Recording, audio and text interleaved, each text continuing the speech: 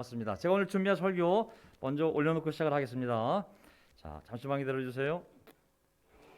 자, 슬라이드 쇼.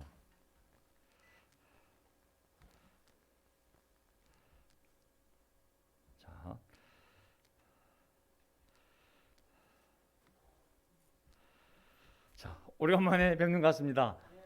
코로나 때문에 참 이렇게 모여도 어렵고 저렇게 모여도 어려웠는데 어쨌든 이제 정부가 자유롭게 풀어줬기 때문에 우리 각자의 상황에 따라 또 확신에 따라 한 명 한 명 다시 모이면 될 것 같습니다. 오늘 많은 분들이 오셨는데 모쪼록 오늘 하나님의 말씀이 우리 모두에게 위로가 되기를 바라고 또 오늘 설교 끝난 다음에는 이번에 그 미국에 있었던 회의를 참석한 보고서를 읽도록 하겠습니다. 목사들 4명이 가서 또 무엇을 배웠는지 그리고 마침 미국에서 또 우리가 참석한 그 회의의 결과를 우리가 속한 리전 대표 목사가 온 교회 멤버들이 읽기를 바란다는 그런 취지로 글을 보내왔습니다. 그래서 글을 함께 읽어드리도록 하겠습니다. 그리고 또 배운 많은 내용들이 있는데요. 지금 파일이 아직 안 올라왔어요. 그 설교가 한국말이 아니라 미국 사람들이 한 거 미국말 아니겠습니까? 듣는데 한계가 있거든요. 근데 이게 파일이 올라오면 다시 듣고 잘 정리해서 똑같이 못하더라도 최대한 그 원 설교자의 뜻대로 전달할 수 있는데 지금 그 동영상이 아직 녹화는 되는데 올라오지 않기 때문에 듣긴 들었지만 잘 정리가 되지 않습니다. 그래서 제가 녹음이 올라오면 그 원본 파일과 함께 또 들었던 내용을 설교 시간에 되는 대로 몇 가지 말씀을 나누도록 하겠습니다. 오늘 설교 제목 그리고 이 나라도 주님의 것입니다. 이 말씀은 역대상 29장에 나와 있는 다윗의 기도 중에 나와 있는 말씀인데 앞으로 제가 주일 예배 때 역대기 상하를 통해서 이스라엘 역사를 함께 살펴보려고 합니다. 주중에는 사도행전을 통해서 한 장씩 공부하면서 구약과 신약을 같이 보려고 그러는데요. 목적은 개인의 신앙과 공동체의 신앙 둘 다가 필요하잖아요. 그래서 이스라엘 역사를 통하여 우리 개인과 우리 공동체의 신앙을 살펴보고 또 하나님께서는 어떻게 각 개인에게 또 공동체의 역사하는지를 보면 우리 각자의 개인의 삶과 교회가 가는 방향에 큰 도움이 될 것 같습니다. 그리고 이 교회도 주님의 것입니다. 아멘. 네, 우리 교회 어디 있겠습니까? 다 주님의 것이죠. 자, 설교 주제 교회의 머리이신 그리스도. 오늘 주제는 역대상 1장부터 10장까지를 제가 정리를 했고 그리고 에베소서 1장 1절부터 23절까지 정리를 하겠습니다. 그래서 오늘 교회의 머리이신 그리스도. 교회의 머리가 누구시라고요? 네, 교회의 머리는 오직 하나님입니다. 오직 그리스도이십니다. 자, 설교 요점은 3가지가 있는데요. 개인과 공동체의 믿음과 그 운명. 우리의 믿음이 2가지가 있잖아요. 개인이 믿는 믿음이 있고 내가 속한 하나님의 나라의 믿음이 있고 또 내가 있는 교회의 공동체의 믿음이 있거든요. 이 2가지 믿음이 다 함께 있어야 됩니다. 신앙이 개인적이면 될 수도 없고 공동체적이면 될 수 없거든요. 둘 다가 건강한 거에 건강한 신앙이라고 생각합니다. 두 번째, 교회의 머리이신 그리스도. 세 번째, 교회 안에 있는 그리스도의 충만함. 이 교회가 눈으로 보면 이 사람들이 모여있는 곳이라 사람 공동체로 보이지만 사실 이 공동체는 그리스도의 충만함이 있는 곳이거든요. 이게 사람만이 바글바글 된다고 해서 이게 인간 공동체가 아니라 그리스도의 충만함이 충만한 곳이 교회거든요. 그래서 우리가 벌어지고 있는 인간적인 일들을 인간적인 눈으로만 보면 교회를 이해할 수가 없습니다. 하지만 그 뒤에서 이루 말할 수 없는 강력한 능력으로 역사하는 하나님의 능력을 봐야지만이 우리가 신앙이 될 수가 있습니다. 그래서 오늘 그 말씀을 나누도록 하겠습니다. 역대상 29장 11절. 자, 이게 눈이 가물가물하네요, 진짜. 이게 또렷이 보여도 정말 설교가 힘차게 나갈까 말까 하는데 정말 안경을 벗었다 썼다 할 수도 없고. 자, 안경을 좀 써야겠습니다. 오늘은 안 되네요. 미국 갔다 왔더니 시력이 더 떨어진 것 같아요 지금. 아이고야, 갔다 왔더니 시력이 더 떨어. 이거 글자가 안 보이네요 오늘. 역대상 29장 11절. 자, 제가 먼저 29장 11절부터 읽고 시작하겠습니다. 주님, 위대함과 능력과 영광과 승리와 존귀가 모두 누구의 것입니다? 예, 이걸 사람에게 돌리면 안 됩니다. 자, 하늘과 땅에 있는 모든 것이 다 누구의 것입니다? 주님의 것입니다. 그리고 이 나라도 이 교회도 누구의 것입니다? 그러니까 주님께서는 만물의 무엇이 되신 분? 머리 되신 분.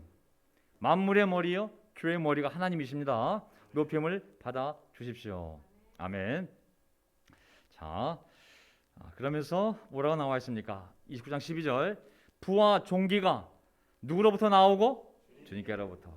주님께서 만물을 다스리시며 주님의 손에 권세와 능력이 있으시니 사람이 위대하고 강하게 되는 것도 누구의 손에 달려 있습니다? 교회가 위대하고 강해지는 것도 누구의 손에 달려 있습니까? 예, 사람의 노력에 달리는 것이 아니라 주님의 능력에, 주님의 손에 달려 있는 것이거든요. 그래서 오늘 우리가 해야 할 일은 뭐겠습니까? 13절 우리 하나님, 우리가 지금 주님께 감사하고 주님의 영광스러운 이름을 찬양합니다. 아멘. 오늘 모든 찬송이 너무 멋졌어요. 오늘 찬송이 이렇게 뒤에 배경이 나와서 하는데, 야, 우리 교회 송리더 이게 자매들이 이렇게 많은지 몰랐어요. 오늘 많은 분들이 집에서 하시는지 오늘 자매들 목소리도 나오고 어쨌든 하여간 너무 이 배경이 또 서포트가 되니까 마음도 새롭고 따라 부르는데 힘이 더 나더라고요. 어쨌든 우리 하나님, 우리가 지금 주님께 감사하고 주님의 영광스러운 이름을 찬양합니다. 우리의 찬양의 대상은 영원히 하나님인 줄 믿습니다. 아멘. 아멘.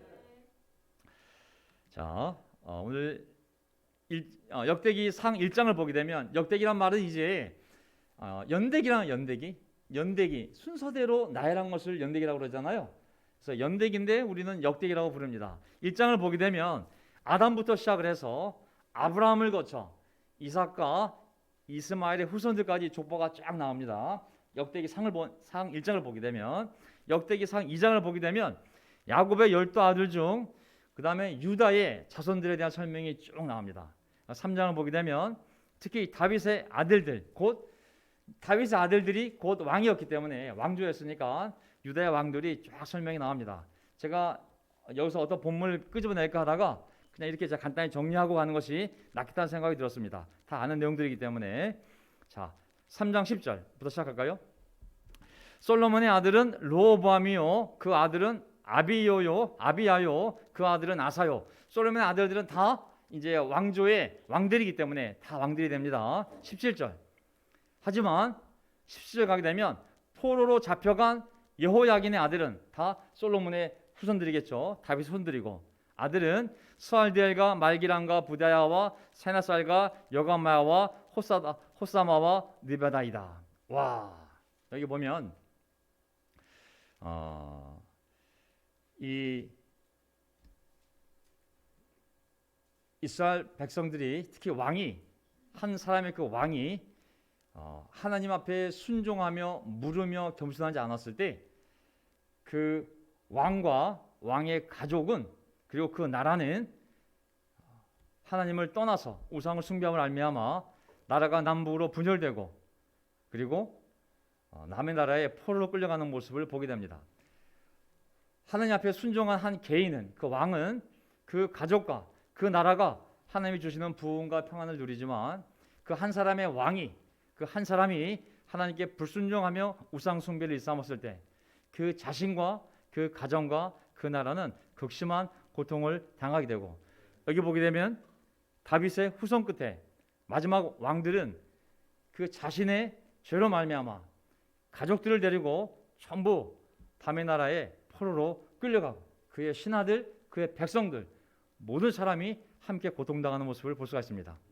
개인의 신앙과 공동체가 이렇게 연결되어 있습니다. 역대상 4장을 보게 되면 유다의 아들은 이제 나오는데 자, 유다의 아들 중에 이제 쭉 이어지겠죠. 그러다 후손 중에 9절을 보게 되면 야베스라는 사람이 등장합니다. 야베스 아시죠? 한때 야베스의 기도라고 유명한 책이 나오지 않았습니까? 자, 야베스는 그의 가족들 중에서 가장 존경을 받았는데 그의 어머니는 고통을 겪으면서 낳은 아들이라고 하여 그의 이름을 고통이라고 불렀다. 야베스가 고통이라는 단어의 의미를 다는 히브리어 단어입니다. 10절 야베스가 이스라엘 하나님께 나에게 복을 더해 주시고 내 영토를 넓혀 주시고 주님의 손으로 나를 도우시어 불행을 막아 주시고 고통을 받지 않게 하여 주십시오 하고 간구하였더니 어떤 결과가 있었을까요? 하나님께서 그가 구한 것을 이루어 주셨다. 자, 여기 4장을 보게 되면 갑자기 야베스의 얘기가 나오는데, 태어날 때는 아주 고통스럽게 태어났기 때문에 오죽하면 그 어머니가 자식의 이름을 고통이라고 불렀겠어요. 하지만 비록 고통 가운데 태어났지만, 고통의 환경이었지만, 한 개인이 하나님을 믿고 하나님 앞에 고통스러운 인생이 아니라 영광스러운 인생을 기도하였을 때 하나님 그 기도를 들으셨다고. 그 결과는 뭐냐면 가족들 중에서 가장 존경받는 삶으로 하나님이 그의 삶을 바꿔주셨습니다. 아멘. 집안과 또 집안의 환경과 주변의 환경과 상관없이 개인적인 신앙과 확신이 필요한 것이죠. 가정의 환경에 지배를 받을 수도 있고 교회의 환경에 지배를 받을 수도 있지만, 그래서 함께 고통을 당할 수도 있어요. 함께 굶을 수도 있고 함께 고통을 당할 수 있지만, 그렇다고 해서 그것이 내 인생이 꼭 그것과 함께 전부 그렇게만 되어야 한다는 것을 의미하지는 않거든요. 내가 하나님을 믿는 신앙으로, 그 신앙의 힘으로 거꾸로 정반대의 하나님의 복을 믿고 기도하였을 때 하나님이 얼마든지 그 사람이 그 가족의 환경을 이겨내고 그 교회 환경을 이겨내고 놀라운 영광스러움을 삶을 살 수 있다는 것을 바로 야베스의 기도가 우리에게 보여준 줄 믿습니다. 아멘. 때로는 우리 각개인의 삶이 공동체랑 묶여있기도 하지만 그 공동체 안에서 내가 올바른 신앙을 갖고 내 확신을 지켜나가며 하나님 앞에 기도하였을 때 하나님이 각 개개인의 삶을 하나님의 은혜 가운데 인도해 나가는 것을 우리가 볼 수 있는 것이죠. 야베스의 기도, 너무 멋진 기도죠. 나에게 복을 더해 주시고 내 영토를 넓혀 주시고 주님의 손으로 나를 도우시어 불행을 막아 주시고 고통을 받지 않게 하여 주십시오 하고 간구하였더니 하나님께서 그가 구한 것을 이루어 주셨다. 아멘.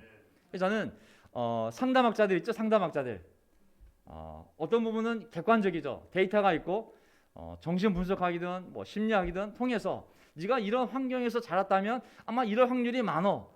뭐 그 피할 수 없는 사실일 수 있습니다. 하지만 우리는 하나님을 통하여 얼마든지 그 환경에 영향을 받지만 지배당하지 않고 기도하는 가운데 그 환경과 정반대의 놀라운 삶을 살아갈 수 있지 않겠습니까? 아멘. 그게 바로 저입니다. 아멘. 네. 저는 환경의 지배를 다 인정합니다. 인간이기 때문에 피할 수가 없거든요.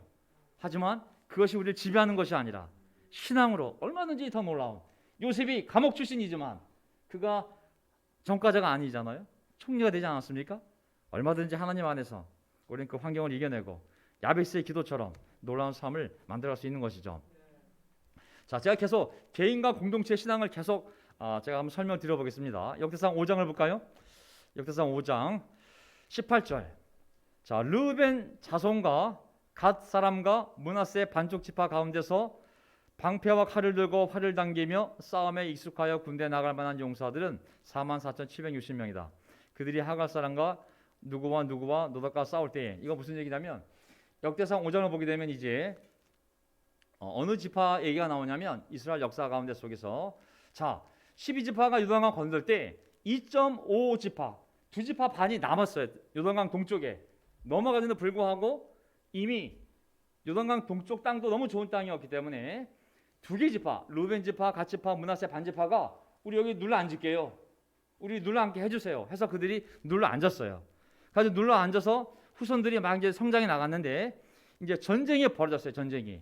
자, 어떤 일이 벌어졌냐면 20절 하나님께서 도우셔서 하갈 사람과 이들의 모든 동맹군을 그들의 손에 넘겨주셨는데 이것은 그들이 싸울 때 누구를 믿고 누구에게 부르짖었으므로 하나님께 부르짖었더니 증인도 나타나고 영상도 생기고 아멘. 하나님을 믿고 그에게 부르짖었으므로 하나님이 그들의 부르짖음을 들어주셨기 때문에 주변의 이방 동맹국들이 강력하게 이 2.5지파 하나님의 백성을 무너뜨리고 쫓아내려고 했을 때 그들은 거꾸로 그들을 이겨낼 수 있었습니다. 아멘. 자, 보세요. 21절 그들은 적의 짐승 가운데서 낙타 5만 마리, 양 25만 마리, 낙이 2천 마리, 사람 10만 명을 사로잡아왔다. 엄청난 승리잖아요. 그런데 이렇게 많은 적군이 죽어 넘어진 것은 하나님께서 이 싸움을 도우신 결과이다. 이스라엘 백성들이 하나님의 자녀가 승리할 수 있었던 모든 근거는 반드시 하나님께서 그들과 함께 하시고 그들을 도운 결과인 것이죠. 그래서 그들은 비록 요단강 건너와야 되는데 건너지 않고 그 이방 나라 땅에 살았지만 잘 살 수 있었던 이유가 뭐냐면 비록 주변에 여러 이방 민족이 있었지만 하나님이 그들과 함께하고 그들이 계속 하나님께 매달려 있었기 때문에 어떤 적이 와도 이렇게 놀라운 승리를 이끌며 그 좋은 땅에서 넉넉하게 자손들과 잘 살 수 있었습니다. 하지만 언제까지? 25절. 그렇지. 25절. 그러나 그들은 아이고 똑똑하기는. 그러나 그들은 그 조상의 하나님을 배신하고 하나님께서 그들 앞에서 없애버린 그 땅 백성의 신들을 섬겼으므로 이스라엘의 하나님께서 아시라의 왕의 마음과 아시라 왕의 마음을 부추기셔서 제가 잘못 이거 붙였네요. 그 지파들을 사로잡아 2.5 지파들을 사로잡아 여기 남의 나라로 끌고 가 강가에 살게 하였다.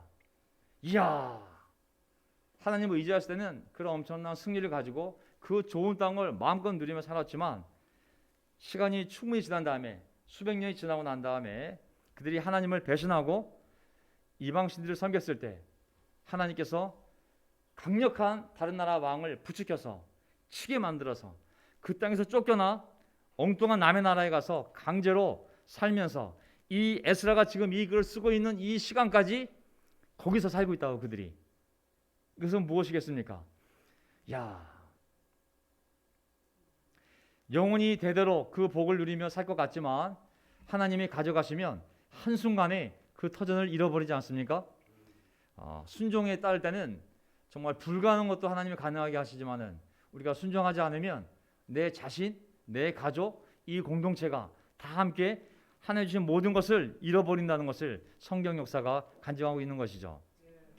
자, 역대상 8장으로 넘어가겠습니다. 왜냐하면 7장은 이제 12지파 가운데 다른 지파들에 대한 족보회의가 나오는데 제가 건너뛰고 8장 갑니다.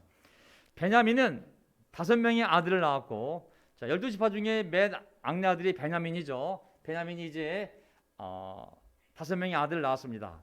쭉 가다 보면 33절에 넬은 기스를 낳고, 기스는 누굴 낳았어요? 사울 왕 아시죠? 베냐민 지파의 사울은 누굴 낳았어요? 요나단과 다른 3명의 아들을 낳았어요. 사울의 아들이 4명이었어요. 장남이 요나단입니다. 34절 요나단의 아들은 누구의 이름이? 무비보셋.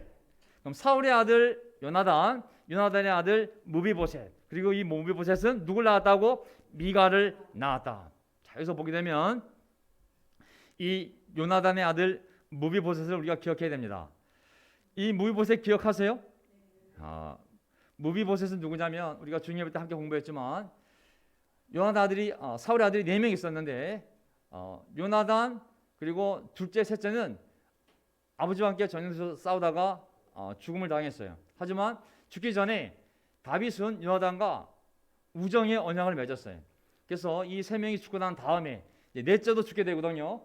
반란이 일어나가지고 암살당해요. 어쨌든 다 죽었는데 요나단의 아들 이 무비보셋은 보호자가 갓난 아기 때 이 아이를 데리고 도망치다가 떨어뜨려가지고 두 다리가 절름발이가 되었어요. 그니 그 시대에 절름발이면 아무것도 할 수가 없고 다윗이 왕이 되었기 때문에 이 반대편에 있던 사울 집안은 그냥 죽어도 마땅한 집안이었거든요. 하지만 거꾸로 다윗 왕이 요나단과의 우정을 생각하고 그의 아들 절름발의 아들을 찾아서 아버지와의 우정을 생각하며 은혜를 베풉니다. 은혜. 너는 내 식탁에 내 아이들과 함께 밥을 먹어라. 그래서 이 절름발이 이 아들 무비보셋이 아이를 낳습니다. 아이를 낳는데 그가 누구냐? 미가입니다. 자, 35절 미가의 아들들은 10대가 흐릅니다. 이제 쪽 족보가 나오는데 제가 시간 없어서 잘랐어요.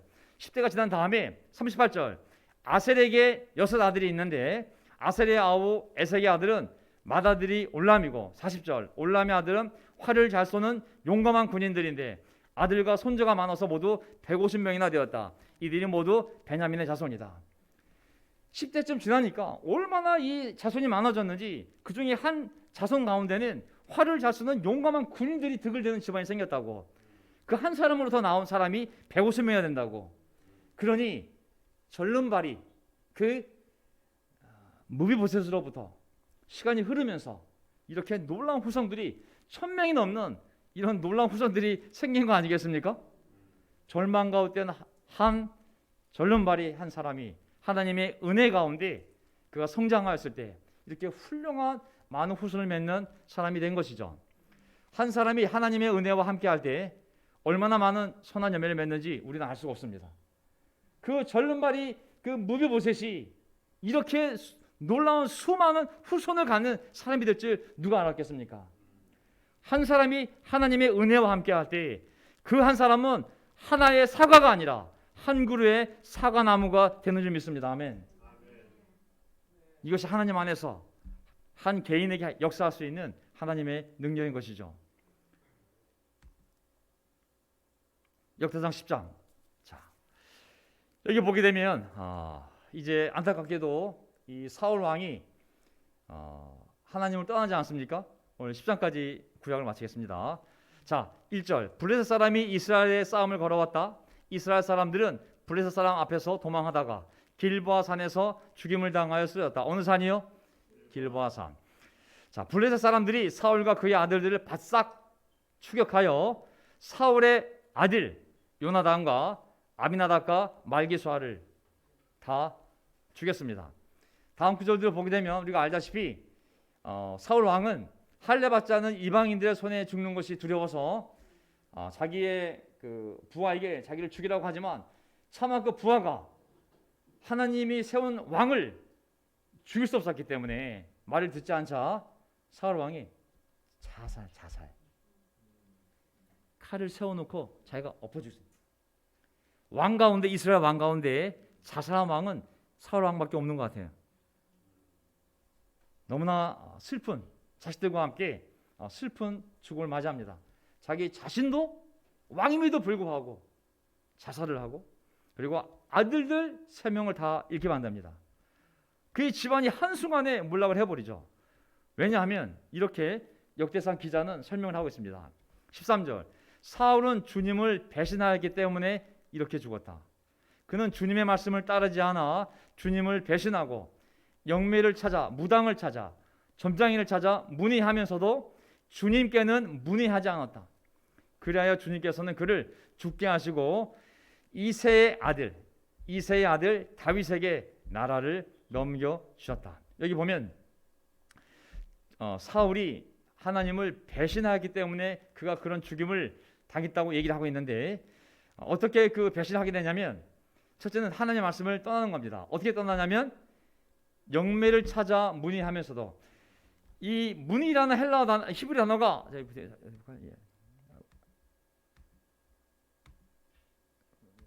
자 문의하다라는 단어가 표준 세번역이 다르게 나왔기 때문에 제가 다른 번역을 갖고 왔어요.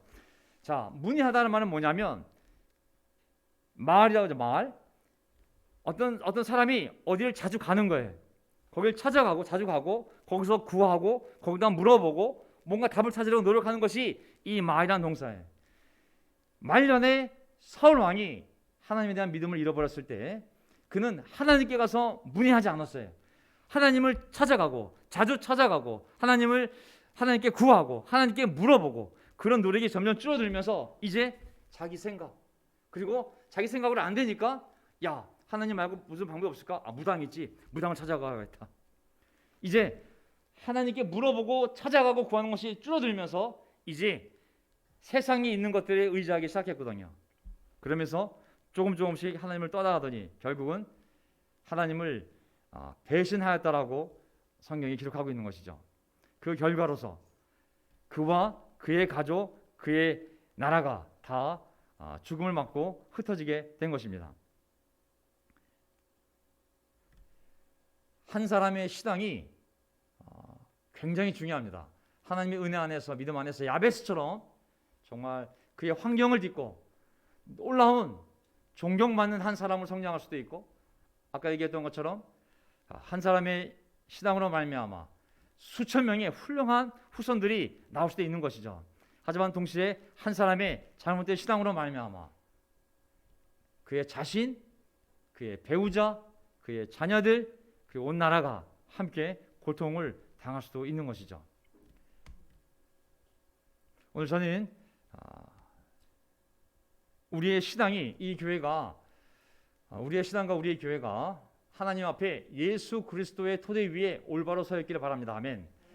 제가 에베소 1장을 함께 읽을 테니까 우리의 신앙이 이 말씀 위에 올바로 서 있는지를 확인하면서 이 방향으로 우리가 함께 다 나갔으면 좋겠습니다. 자, 하나님의 뜻으로, 에베소 1장, 하나님의 뜻으로 그리스도 예수의 사도가 된 내 바울이 그리스도 예수를 믿는 여러분들에게 이 편지를 씁니다. 아멘. 자, 오늘 이 시간 우리 모두에게 하나님께서 사도 바울을 통하여 이 글을 우리에게 보냈다고 생각하시기 바랍니다. 자, 그리스도 예수를 믿는 여러분들에게 이 편지를 씁니다. 자, 우리에게 쓴 편지입니다. 두 번째, 우리 아버지 하나님과 주 예수 그리스도께서 내려주시는 은혜와 평화가 여러분에게 있기를 빕니다. 아멘. 오직 이 평화는 하나님께서만, 그리스도를 통해서만 우리에게 내려옵니다.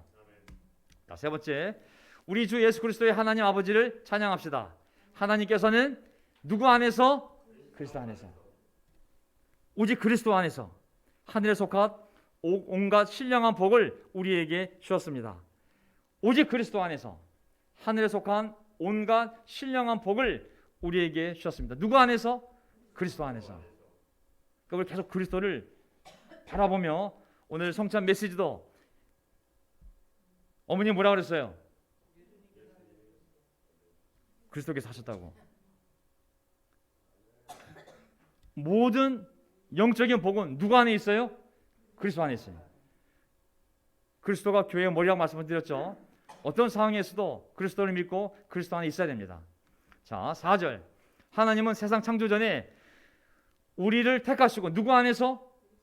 그리스도 안에서. 그리스도를 빼면 교회가 존재할 수가 없는 거예요. 그리스도 안에서 우리를 택하시고 사랑해 주셔서 누구 안에서 사랑하셨어요? 어떤 사람이 그리스도를 빼고 하나님 저를 사랑해서 그러면은 하나님 절대로 사랑하지 않습니다. 하나님 우리를 그리스도 안에서 선택하시고 그리스도 안에서 우리를 사랑하시기 때문에 우리가 하나님을 사랑하려면 누굴 통해서 사랑하는 거예요?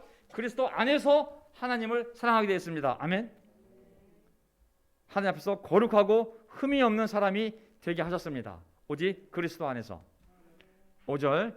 하나님은 하나님의 거룩하시는 뜻을 따라 예수 그리스도를 통하여 우리를 하나님의 자녀로 삼으시기로 예정하신 것입니다. 하나님이 너무 기쁜 뜻이 있었는데 세상을 창조할 때 룰루랄라 너무 기뻐하셨는데 내가 어느 날 내가 창조한 모든 영혼들이 타락하겠지만 나는 내 아들을 보내서 내 아들을 통하여 그들을 나에게로 데려올 거라고. 누굴 통하여? 예수 그리스도를 통하여. 오직 예수님을 통해서만, 그리스도를 통해서만 하나님의 자녀가 되기로 이미 하나님이 예정을 작정을 해 놓으신 거죠. 그러니까 모든 사람은 하나님의 자녀가 되려면 누구를 믿어야 돼요? 예수 그리스도. 누구와 연합하는 세례 받아야 돼요? 그렇죠. 예수님의 이름으로 세례 받는 건 뭐냐면 예수님의 안으로 세례 받는다는 표현이 정확하게 예수님의 안으로 들어가는 세례인 거거든요. 왜? 예수님 안에 있어야지만 우리가 하나님의 자녀가 될 수 있는 거거든요. 어떤 인간도 예수를 믿지 않고 절대로 하나님의 자녀가 될 수 없습니다. 예수 그리스도를 통하여 우리가 하나님의 자녀가 되기로 이미 하나님이 작정해 놓으신 것이죠. 6절. 그래서 하나님이 이 하나님의 사랑하시는 아들 안에서 우리에게 거저 주신 하나님의 영광스러운 은혜를 참여하게 하셨습니다. 자, 하나님 우리에게 영광스러운 은혜를 주셨는데 누구 안에서? 오직 예수 안에서, 그분 안에서. 7절. 우리는 이 아들 안에서 하나님의 풍성한 은혜를 따라 그의 피로 구속 곧 죄 용서를 받게 되었습니다. 오직 죄 용서함은 누구 안에서만 받을 수 있어요? 예수 안에서. 예수님의 피로만 모든 사람은 우리의 죄를 용서받고 하나님의 풍성한 은혜를 받을 수 있는 것이죠. 그러니 우리 입에서 그리스도가 떠나면 안 됩니다. 아멘. 모든 기도 뒤에 누구의 이름으로? 예수님의 이름. 예수님의 이름. 모든 것은 그리스도 안에서. 그리스도를 빼면 유대교가 되는 거예요. 유대교. 네. 10절. 자, 하나님의 계획은 때가 차면 하늘과 땅에 있는 모든 것을 누구 안에서 그분을 머리로 하여 통일시키는 것일까요? 그리스도 안에서. 하나님의 계획은 하나예요. 지상에서는 그 일이 완전히 이루어지지 않지만 하나님의 머릿속에는 언젠가 땅에 있는 것이든 하늘에 있는 것이든 그리스도를 머리로 해서 다 모으는 거예요. 그리스도를 머리로 해서 다 모으는 것이. 그럼 지상에서 모아진 것이 뭐예요? 그리스도를 머리로 해서 다 모아진 것이 뭐예요? 교회예요, 교회. 머리가 누구예요? 그리스도가 없으면 교회가 모아질 수가 없어요. 지들끼리 모여있다고 해서 교회가 되는 것이 아니에요. 오직 그리스도가 머리가 돼 있어야 그게 교회가 되는 것이. 목사가 불받았다고 막 설교해서 10,000명이 모인다고 교회가 되는 것이 아니라 그리스도가 머리가 되어야지만 그것이 교회가 될 수 있는 것이. 이 교회의 머리는 누구시겠습니까? 우리끼리 모여서 열정적으로 한다고 교회가 되는 것이 아니에요. 머리가 없는 몸이 어디 있겠어요? 그리스도가 있기 때문에. 그분이 이 교회를 통치할 때만이 이 교회가 그리스도의 몸이 되고 교회가 될 수 있는 것이거든요. 하나님의 계획은 언젠가는 그분이 왕이 되셔서 이 온 우주를 왕으로 머리로서 통치할 날이 이미 준비되어 있지만 이 땅에서도 불완전하지만 예수님을 머리로 하는 그러한 공동체를 만드셨는데 그게 바로 교회인 것이죠. 하나님이 예수님을 머리로 해서 모으고 있다고 지금도. 그래서 오늘 우리가 모였는데 누구의 머리 아래서 모였습니까? 예수 그리스도의 머리 아래서 우리가 모인 줄 믿습니다. 아멘. 22절을 보게 되면 그리고 만물을 그리스도의 발 아래 굴복시키시고 만물 위에 계신 그분을 만물 위에 계신 그분을 교회의 머리로 주셨습니다. 교회의 머리가 누구라고요? 그리스도. 근데 그분은 만물 위에 계시다고. 아까 역대기 상 29장 11절에 나와 있었죠. 주님은 만물의 머리시라고. 홀로 영광을 받으시라고 하지 않았습니까? 교회는 그리스도의 몸으로서 모든 면에서 만물을 충만케 하시는 그리스도로 충만해 있습니다. 아멘. 사람으로 충만한 것이 아니라 그리스도로 충만한 것이 바로 교회인 줄 믿습니다. 아멘. 그러하기 여기서 함부로 행동하면 안 되는 것이. 저도 마찬가지예요. 교회는 무서운 것입니다. 교회가 이게 경찰도 없죠, 검사도 없죠, 판사도 없죠. 어떻게 이 평을 유지할 수 있겠어요? 그것은 교회의 머리가 그리스도이기 때문에. 검찰, 경찰, 판사가 없어도 평을 유지할 수가 있어요. 교회는 무서운 곳이에요. 이게 막 함부로 떠들고 말한다고 될 수 있는 곳이 아니에요. 내가 막 이렇게 되네 한다고 살 수 있는 곳이 아니에요. 반드시 하나님의 심판이 있어요. 우리 교회 안에서 하나님이 세워놓은 질서를 따라야 되고, 그리고 그 질서 안에서 말씀에 순종해 갈 때 교회의 머리이신 그리스도께서 우리를 보호하시고 인도하시고 복을 주신 줄 믿습니다. 아멘. 그래서 저는 거꾸로 19절 우리 믿는 이들을 위한, 우리를 위한 그분의 힘이, 그리스도의 힘이 이 교회 안에서 얼마나 엄청나게 큰지를 그분의 강한 능력의 활동으로 알게 되기를 비는 바입니다. 아멘. 하나님이 내가 너희 가운데서 역사하고 있다. 너희들은 몰라도 아직은 보지 못했지만 때가 되면 내가 얼마나 강력하게 내 몸을 인도하고 있고 보호하고 있고 심판할 건지 구원할 건지 나타날 거라고. 알게 될 거라고. 내 힘이 얼마나 강력한지, 내 몸을 위한 그 머리의 능력이 얼마나 엄청난지를 너희가 알게 될 거라고. 이 교회는 선교사가 수고하여 세웠지만 선교사의 교회가 아니요, 많은 목사와 형제자매들이 전임으로 수고했지만 전임의 교회가 아니요, 여러분들이 수고했지만 여러분의 교회가 아니요, 오직 그리스도의 교회인 줄 믿습니다. 아멘. 우리가 우리 교회를 뭐라 불러요? 그리스도의 교회. 우린 그리스도의 교회.